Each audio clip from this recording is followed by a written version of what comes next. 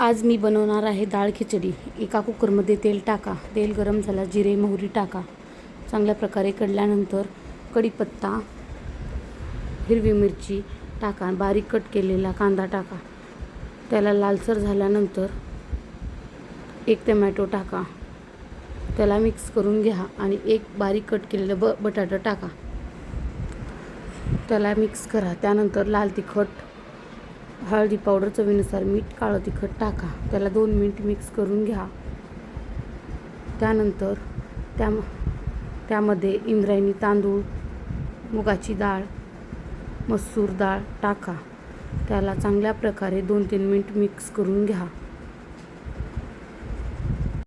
Mix झाली आहे, त्यानंतर त्यामध्ये पाणी टाका, परत मिक्स करून घ्या। त्यानंतर त्याला उकळी येऊ द्या। उकळी आल्यानंतर 1 चमचा तूप टाका, त्यानंतर कोथिंबीर टाकून मिक्स करून घ्या। त्यानंतर टोपण लावा आणि 2 शिट्ट्या होऊ द्या। 2 शिट्ट्या झाल्या आहेत, आपण बघू शकता। एकदम आपली डाळ खिचडी तयार आहे।